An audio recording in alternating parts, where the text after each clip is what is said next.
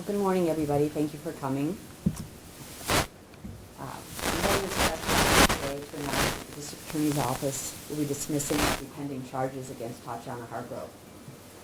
The case will be dismissed tomorrow, August 3rd, and the reason for the dismissal will be insufficient evidence to convince a jury beyond a reasonable doubt. As the District Attorney in this county, I do not make this decision lightly. I've personally reviewed every report and every piece of evidence in the case. I've also reviewed the pertinent legal principles regarding the legality of the detention. I do not believe we can convince 12 people in our community beyond a reasonable doubt that Ms. Hargrove committed a crime. My review of the legal principles has made it clear to me that the police officers had the right to detain Ms. Hargrove. The contact was made within 7 minutes of the broadcast of a suspect with a machete who had threatened a grocery outlet employee. Ms. Hargrove was stopped, as I said, within 7 minutes of the broadcast in the area of the grocery outlet on Cheshire Drive, which runs behind the grocery outlet. It's east of the grocery outlet. There has been inaccurate reporting in the media about what suspect information was provided to the officers. I would like to clarify that at this time. The suspect description both officers had was a black male, white shirt, and a pink backpack. Ms. Hargrove's backpack was red and black. This is a photo of Ms. Hargrove taken 1 hour after the incident at Kern Medical. This is who the officers saw. Although at the time they saw her, she was also wearing a ball cap, a black ball cap. But with that exception, this is who the officers saw.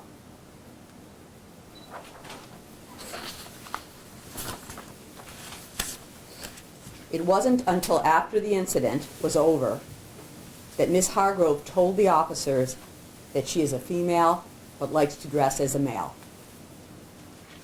It wasn't until 1 hour later that a more complete suspect description was broadcast, the one with the details as to the suspect's height, weight, and the fact the suspect was bald.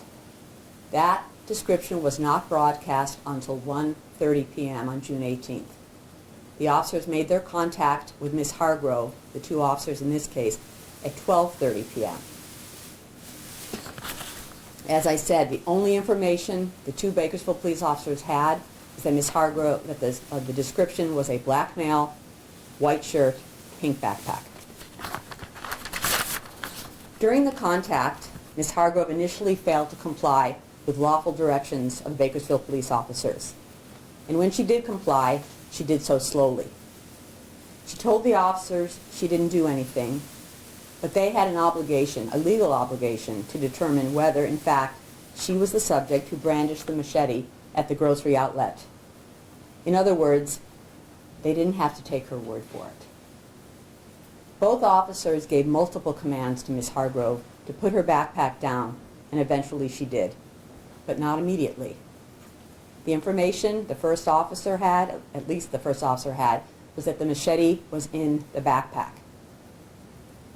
Ms. Hargrove was given multiple commands to get off her bike, and eventually she did, but not immediately.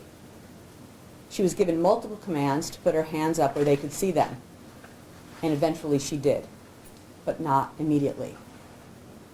The officers then made the decision, for officer safety reasons, to handcuff Ms. Hargrove in order to search her and determine if she was armed. From there, it is difficult to determine exactly what happened. The officers and Ms. Hargrove's account of the incident are similar in some respects, but differ in others.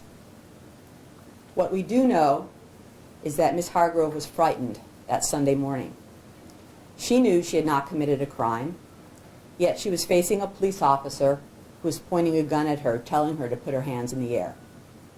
She had never been in a situation like that before. She did not handle that situation correctly.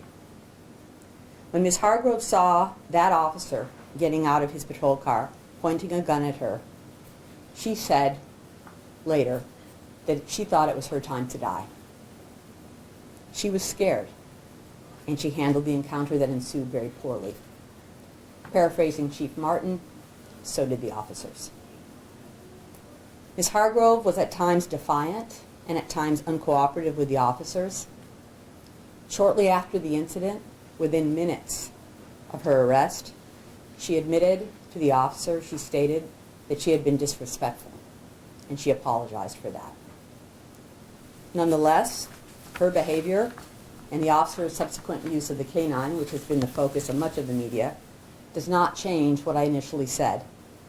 In every criminal case this office files, we gauge whether we can convince a jury beyond a reasonable doubt as to the guilt of the defendant. And as I've already said, I am of the opinion, based on my review of the evidence, that we cannot. I believe that some jurors would find that Ms. Hargrove resisted arrest and willfully delayed the officers as they looked for a felony assault suspect, a suspect who was in fact arrested the next day on June 19th. Other jurors will believe that she did nothing wrong, and it was the police who are at fault for escalating the situation. It is my job to make decisions such as these, and as I said, and as I've repeated during this press conference, Ms. Hargrove will face no charges as a result of this incident. Let me add that neither will the involved officers.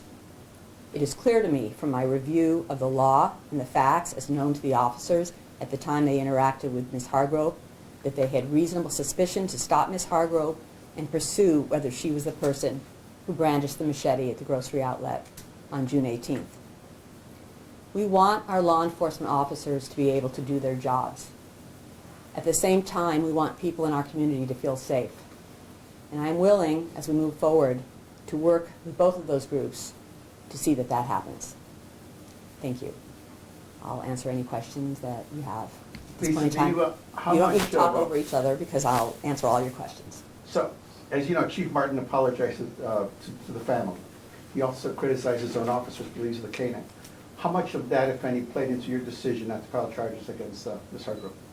I considered every statement made by all the officers, all the witnesses, and I considered Chief Martin's statement when I evaluated the likelihood of a jury returning a guilty verdict beyond a reasonable doubt. And why do you believe you cannot convince a jury to, if you were to bring these charges? What specifically would you say? As I already stated, there's inconsistencies in the statements of the witnesses in this case, including Ms. Hargrove's, and I think that it would be extremely difficult for 12 jurors to agree. Any inconsistencies with the officer statements? The officers gave versions of what happened, and there were some inconsistencies between their description of when the canine was deployed, when a particular command was given, that type of thing. If you didn't think you could get a conviction, why were charges filed in the first place?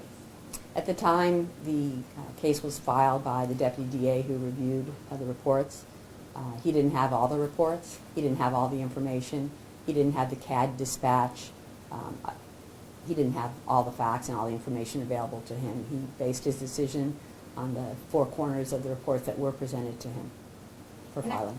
Sorry, there's been accusations of other similar incidents with some of these officers. Is that anything that your office is looking into or anything that was part of this investigation? I'm unaware of any other similar accusations involving the two officers in this case. Is that what you're asking me? Yes.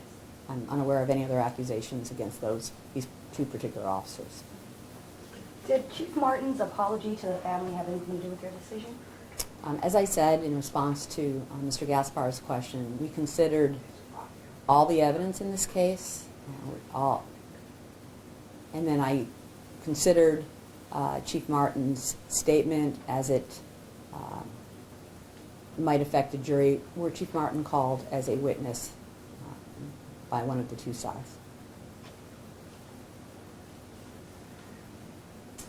Thank you for taking time out of your day to talk to us and address us. Did the large spread interest in this particular case or situation and the outside reporting and influence have anything to do with the decision made by the DA's office here today? No.